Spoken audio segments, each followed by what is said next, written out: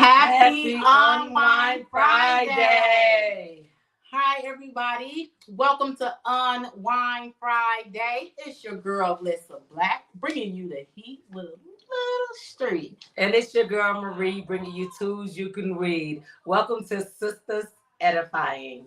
So let's jump into our topic. So as you guys know, this is May. This is still Mental Health Awareness Month. One of our viewers asked us to do a topic, and the topic is going to be schizophrenia. And schizophrenia is so important because it's like unspoken of, especially in the African American community and probably in other communities. I don't know. I only know about, the community that I'm most familiar with because a lot of people don't talk about it. They use the word crazy. So this viewer, somebody is most dear to us and they want us to talk about it to bring awareness to it so they can be accepted and have some grace toward them so that other people who's suffering from it can be free to talk about it and seek the help that they need. So this topic is a very important. So, what is schizophrenia? We're going to jump right into it. So, schizophrenia, it is a serious mental health disorder. Basically, it's where people interpret reality abnormally, right? So, what does that include? Schizophrenia, it may result in a combination of hallucinations, delusions, and extremely disordered thinking, and behavior, thinking and behaviors that impairs daily functioning, and it can be disabling. So it can get so bad, those thoughts, those delusions, those hallucinations, that it is actually disabling. It's crippling to the person. And again, it is very, very serious. It's a mental health disorder. So people with schizophrenia, they're going to require a lifelong treatment. Early treatment where it's not curable, but early treatment can help it not become worse. And usually, if schizophrenia starts in a kid, they don't diagnose it until they're adults. So they'll diagnose it as bipolar paranoia, or something like that. But they would not diagnose your young teen until they become adults with the official label of schizophrenia. Right. So but with teenagers, we're going to show you some ways that you can identify it in your teenager. But it is important for us to note that it can show or itself as other things show as well. Very so we will young. get in there as well. I'm talking about from experience as young as 14, schizophrenia can show. So again, although it's not a treatment, it is better to get it treated early as possible because it may make the outlook of it, the longer term outlook, better for the person, and to have a treatment that is continuous. So you find that perfect treatment for them and you keep it going. So let's talk about symptoms of it. What does it look like? I'll do that. So one of the symptoms is delusions. Delusions, everybody know delusions is false beliefs, believing that somebody's trying to hurt you, poison you, that the government is after you, or that you're going to go to hell, or that things that are not there. That's a delusions. And also from our research, these are false beliefs that are not based in reality. For example, you think that you're being harmed or harassed. Certain gestures or comments are directed at you. You have exceptional ability of fame. Another person is in love with you, or a major catastrophic about to occur. Delusions occur in most people with schizophrenia. You could think somebody is after you, that you hear voices in your radio, that you hear it in your phone, that family members that you absolutely love are against you. Right. And a good example of that, I don't know if you guys ever seen the movie called A Beautiful Mind. Mm-hmm. He was living this entire life where he thought he was working for the government. He was going to pick up like envelopes thinking he was like working for them, and he was on this secret mission. He had this entire life that really did not exist. But it is important to know delusions and hallucinations are different. So let's talk about hallucinations. Yeah. So hallucinations, these usually involve seeing or hearing things that just does not exist. They're just not there. But the person, it's important for us to have grace, because the person who is experiencing these symptoms from schizophrenia, they really believe it's there and it's not their fault. You know what I'm saying? Yet for the person with schizophrenia, they have a full force and impact of a normal experience. Hallucinations can be of any of senses, but hearing voices is the most common of the hallucination. Hearing voices or even seeing things. Like I had someone that I know who had it seen something come back to life, like a bug or something like that, and they related it to the Bible, and I was there and nobody else seen it, but they seen it, they experienced it, they feel all the senses to this. This is absolutely real to them. So then it is another symptom would be disorganized thinking and speech. So disorganized thinking and speech interferes with like conversations. They do like they'll answer or ask half questions.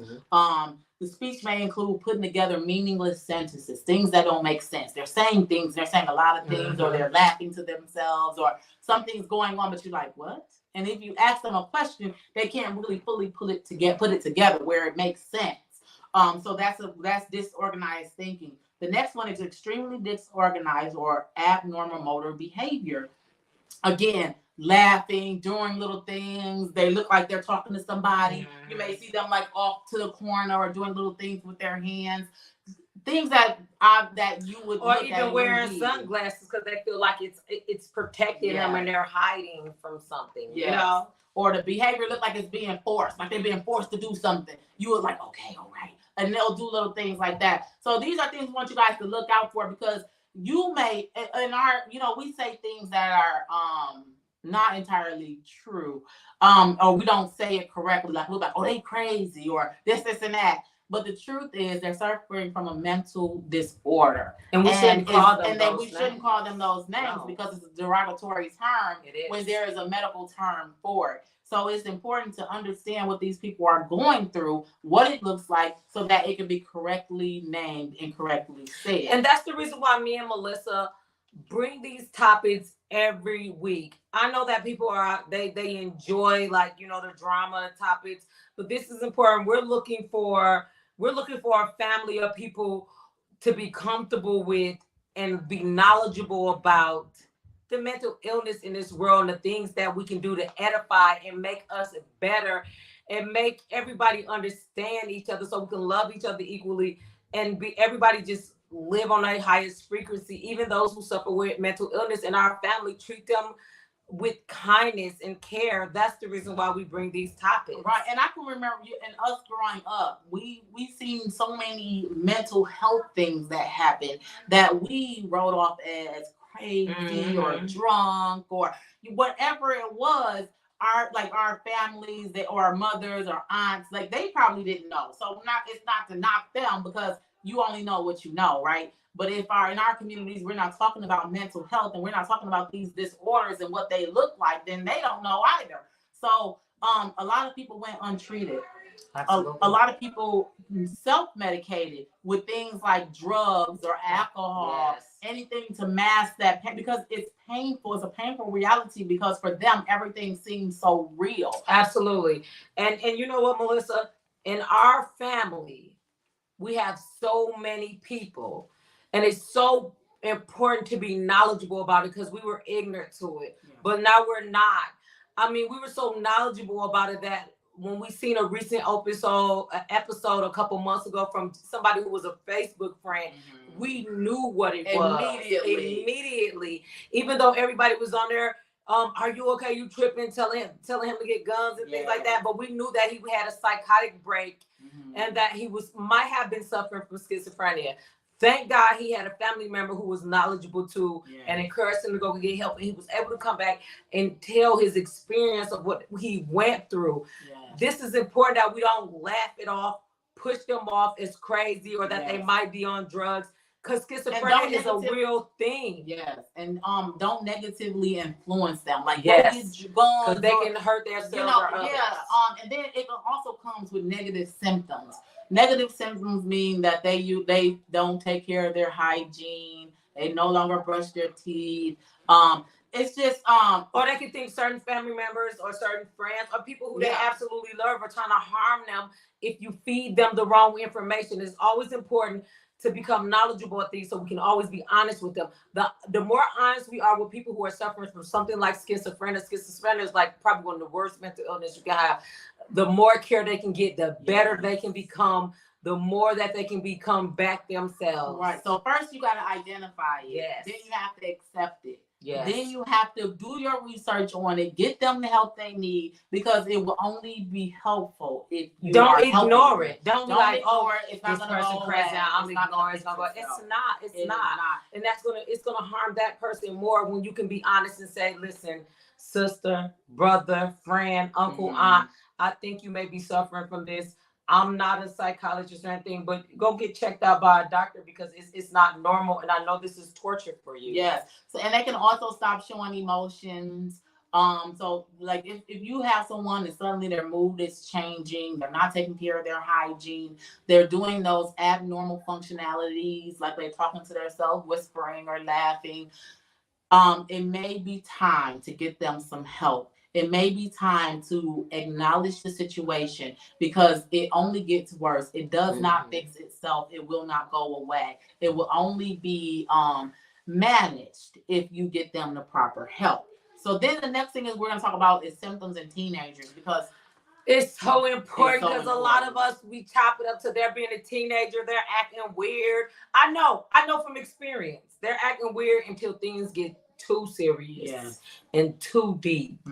If we are knowledgeable to this, we can help them right away. Exactly. So schizophrenia symptoms in teenagers are similar to those in adults, but the condition may be more difficult to recognize. This may be a part because some early symptoms of schizophrenia in teenagers are common for typical development during teen years. That's why we thought, oh, it's just teenage behavior, such as withdraw from friends and family. We know teens do that, but we need to pay attention because it's a certain amount of balance that they withdraw and it's from also family. And that can show up in depression, anxiety as well. So look for all symptoms. Look for more than one symptom, especially if they're withdrawing, because that could be that's a sign of depression as well, anxiety, and as you know, schizophrenia as well, as we're talking about. So you want to make sure you are really doing your work, paying attention to all those different things around them, so you'll kind of be better off diagnosing them, so you don't want to incorrectly diagnose them. Absolutely. And even a drop in school performance. I mean, all the normal stuff, trouble sleeping, irritability or depressed mood, lack of motivation. Also, recreational substance use, such as marijuana, methamphetamine, or LSD can sometimes cause similar signs and symptoms. Compared with schizophrenia symptoms in adult, teens may be less likely to have delusions. So that's back to that self-medicating, when they're doing drugs or trying drugs because they believe it's going to help them. But honestly, a lot of those drugs are not going to help because they can cause hallucinations. Especially marijuana. Marijuana can really throw off the balance for anybody, adult and a kid who suffer from schizophrenia, because it can cause hallucinations. So, but even though they're less likely to have delusions, they are more likely to have hallucinations. And again, those two are different. Delusions and hallucinations are two different things. So the difference is a delusion is like a belief, basically. Somebody in love with me or somebody's after me. A hallucination is, oh, look, that door just moved, or oh, look, it's a lady standing right there. So it is important to differentiate things that are not there. So there is a difference. So then you want to know, when is it time to see a doctor, right? You've been experiencing this with a loved one, a friend, or even yourself. You've noticed these different symptoms. You feel like something's not right. You're doing things you normally didn't do. So people with schizophrenia often lack awareness that they're having difficulties. And we, like I said, we've seen this in person. They don't normally know it's happening. Yeah. You ever heard the term? I don't want to say, but people say, I'll say mental people don't know they're mental. They don't. Right? Because everything feels normal because everything seems like it's reality. Brought to their awareness. Right. So, their awareness that their difficulties stem from a mental health disorder that requires medical attention. So it often falls on the family and friends. I'm going to say that again. Getting help for your loved one is going to fall on the family and friends. That means you. You. Why? Because they don't know that they're mentally ill. They don't know something is happening because it all feels real. So it is up to you to identify those things, start talking to somebody that's and let them know what's going on so they can help you identify and give you some more information, and then go take them to get some help, because they're not going to go on their own, because 9 times out of 10 they don't know what's happening. So helping someone who may have schizophrenia, what does that look like? If you think someone may have symptoms of schizophrenia, you want to first talk to them, him or her, about your concerns. Hey, I've noticed that you've been kind of off to yourself. I noticed that you're having conversations, but it's only you there, and that you seem to be laughing quite a bit. Or you think I'm yourself. trying to hurt you or poison you? Yeah, but I love you. Do you think we should go talk to someone? So although you can't force someone to seek professional help, you can offer encouragement and support. So you want to come to them loving. You want to come to them as supporting. Hey, I want to be here for you. We're going to get through this together. Let's go talk I know a friend. She's a counselor or she's a psychologist. Let's go talk to her and just see what she thinks. So you want to make sure you get somebody who's qualified. Again, we are not psychologists. We are not psychiatrists. We are doing research for you, and we want to help you be able to identify these things so that you can go get the help that you need. And we want to bring up those topics because a lot of people in our community, we don't really have these conversations. We don't, and we want to have these conversations. Yes, we want to. We want to make it a norm to have these conversations so that everybody in our lives can live at that highest frequency, because it's important. Our family is important. You're important. If you're suffering with schizophrenia, you don't have to be ashamed. Yes. So go ahead. No, you. Oh, okay. Sorry, I want to cut you off. So if your loved one poses a threat to themselves, to you, of course, and if you start seeing they can't get their own food, you see that they can't get proper sheltering, because a lot of them, they'll go homeless. What was the movie that Beethoven that Jamie Foxx played in? They want to be homeless. A lot of them, they'll go and live on the streets because they can't deal with living in the house. So if you begin to see those things, you want to call 911. You want to call the hotline, because I know it says suicide hotline. You have it on there. The reason why I have suicide hotline help as well. People with schizophrenia a lot of times feel very tortured. And that's another part. Yes. So that will be the other part. So they have a lot of suicidal. If they start having a lot of suicidal thoughts and behaviors, suicidal thoughts and behavior are common among people with schizophrenia.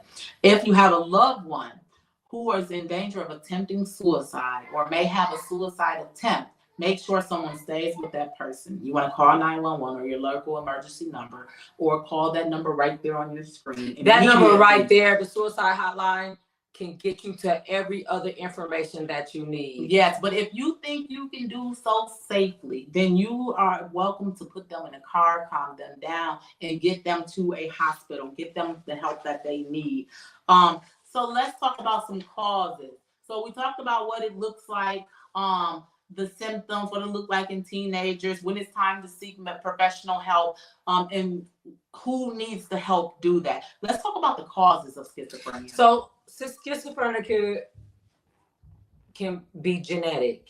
It can be genetic because if you have a lot of schizophrenia in your family, it's because it can be genetic. Yes, it's hereditary. So it's hereditary. It can be genetic. It also can be brought on from drug use. It can be brought on by a brain injury. Say you're skateboarding, you fall, and hit your head, or any type of brain injury. Schizophrenia, it's not, research believes that the combination of genetics, brain chemistry, and environmental contributes to the develop of this disorder. Problems with certain naturally occurring brain chemicals, including neurotransmitters called dopamine and glutamate, may contribute to schizophrenia. Neuroimaging studies show that differences in the brain structure and structural and central nervous system of people with schizophrenia, while researchers aren't certain, but the significance of these changes indicates that schizophrenia is a brain disease. So, risk factors. So those are some of the causes, but although there is not anything that's precise to schizophrenia, and what's going to guarantee that you get it, there are some triggers. Again, having that family history, so hereditary, some of pregnancy and birth complications. Everyone talks about this all the time when you get that, when postpartum depression, complications, malnutrition, exposure to toxins or viruses may impact your brain development.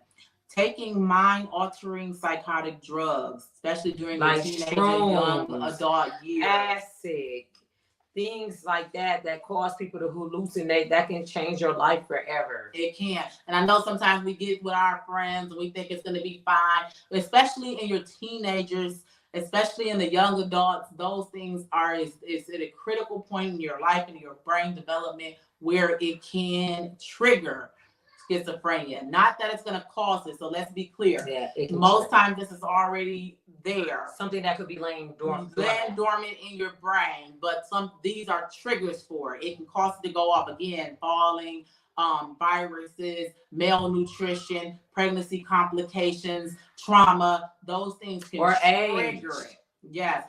So complications, if left untreated, schizophrenia can result in severe problems that affect every area of the life. Complications that schizophrenia may cause can be associated and include suicide attempts and thoughts of suicide, anxiety disorders, and obsessive compulsive disorder, also known as OCD, depression, abuse of alcohol or other drugs, including nicotine, inability to work or attend school, financial problems, and homelessness, social isolation, health and medical problems, being victimized, aggressive behavior, although it's uncommon. So normally they're not going to hurt anybody. It's more so themselves, or they feel like somebody is going to hurt them. Mm-hmm. So they're most likely not. But aggressive. Even though they feel like somebody's going to hurt them, it tears families apart. It do. So, but don't isolate them. Be there for them. Be that safe haven. You're going to have some uncomfortable conversations. If you feel like you cannot have those uncomfortable conversations, send them to somebody who can, because you don't want to leave those thoughts just running. You want to make them feel loved. You want to make them feel a part of the family. You want to make them feel a part of the circle. You want to make them feel supported. You don't want to make them feel alone, like they're going through this alone. So you want to always let them know you are not alone. You have an entire village. If that one person cannot talk to you about it, someone else can. Do not give up. You are not alone in your fight. This is not something that's uncommon.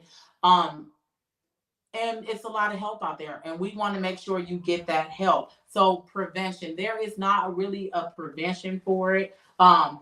However, sticking to your treatment plan that you get subscribed by your psychologist or your doctor can help you have a normal life. Yeah. But it's important to have a treatment plan and to have somebody who's there, because there are times where medication and things have to be adjusted. Yes. And it's if you from gaining weight to losing weight to brain chemistry in the brain changing from certain things, or it can be altered. Say in a young person, if they decide they want to try marijuana or some things like that, they can change this. Their medicine have to be adjusted or something if they're a teen who suffer with schizophrenia, but they just want to be normal and do the normal things that kids are doing. Absolutely. So I just think that, just learning more about the risk factors of schizophrenia may lead to early diagnosis and treatment. It's just so important, you guys, because like I just said, not having the knowledge about schizophrenia can tear a family apart and destroy the person that is suffering from it, because nobody have knowledge about it. That's the reason why we are bringing knowledge to you today, because we want everybody to be knowledgeable about it so that we can recognize it in our families, so we can share it with them. You know what? I think you may be. Not being ashamed to tell them. And for you, if you're watching and you know that you suffer schizophrenia, not being ashamed that you suffer with it. Right, but know that people are here to understand. People are here to help. People love you. And guys, it can be life and death if you do not acknowledge and try to help. So I always like to do a summarization of what we went through. So with schizophrenia, we went over the overview of it. We went over symptoms of what causes it, what it looks like, delusions, hallucinations, disorganized thinking, extremely disorganized or abnormal motor behavior, negative symptoms. We went over symptoms in teenagers of what that looked like, withdrawal from friends and family, a drop in performance at school, trouble sleeping, irritability or depressed mood, lack of motivation. We've also talked about when it is time to see a doctor. Again, that is going to fall on family and friends. The person who is suffering from schizophrenia may not know that they're suffering. That will fall on you guys. So it's important that you have that village, that you are there for your loved one. We talked about helping someone who may have it, what that looks like. They may have suicidal thoughts and behavior. Again, the hotline is there. Please write it down, screenshot it, revisit this. 911 is also a good source. They can help. We talked about causes of schizophrenia. Most likely, it's going to be hereditary, or it can already be there in the brain, laying dormant until something causes it, like the risk factors that cause it to come up. And we talk about the complications of it, what it could do, and prevention of it. Again, there's not really any prevention, but sticking to your plan that your doctor has put in place for you will help you manage. And I just would like to go over like different subtypes of schizophrenia before we end. So there are some different subtypes of schizophrenia. We have paranoid schizophrenia, where you're paranoid and you think somebody is following you or somebody is after you or trying to hurt you. There's disorganized or hyperphagic schizophrenia. There's catatonic schizophrenia, residual schizophrenia, childhood schizophrenia, and schizoaffective disorder. There's also 10 causes of schizophrenia.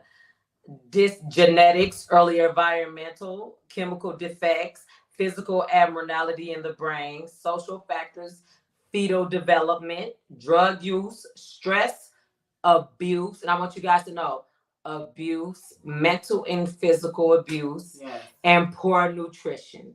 Because you can eat food, and if you don't have any nutrition, or if you're not eating or suffering from water and all those things. Yeah, like, or drinking more alcohol than food and things like that. And how did and then there's some treatment. There might not be a cure, but there are treatments. Yes, there's two different types of treatment. There's an antipsychotic medication and the physiosocial treatments. And physiosocial treatments that you can take to make you feel as normal as you can feel with schizophrenia. Mm-hmm. But like I was saying before, don't be ashamed if you have schizophrenia. You're not the only one. And you are not alone. You are loved. You are needed. You are special. You are absolutely, like, you have an entire village that will stand behind you. If one person is not comfortable having those difficult conversations, there is someone else is. They are not your people. Yes. So, and there are people like me and Melissa who are your people. Yes. And it's a lot more people like us, like Sisters Edifying, that's out there to support you. You comment, you talk to us, we comment back. Because it's important that we make this aware for the communities, and not to call people crazy.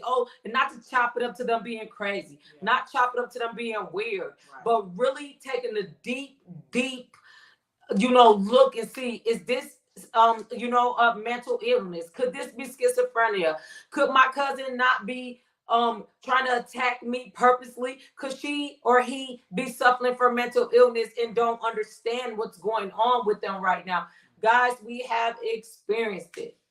So please, guys, give a like and share this video to help ding that bell so you can get notifications every Friday at 8 p.m. when we have Unwind Friday. We bring these topics. Leave a topic that you would like us. Like, somebody literally wrote us and wanted us to talk about this. They want us to bring this to the light so people can understand that they are not crazy. Yes, so thank you all so much for joining us for Unwind Friday. As always, we always say drop a topic. Only thing you have to do is drop it. We will do the research for you and bring it before you. So thank you again for joining us. Again, give us some love. Like and share this video to help someone who may be suffering and may not know they're suffering. And turn on those notifications. Yeah, absolutely. We will see you next time. We will see you next Friday. And we love you guys.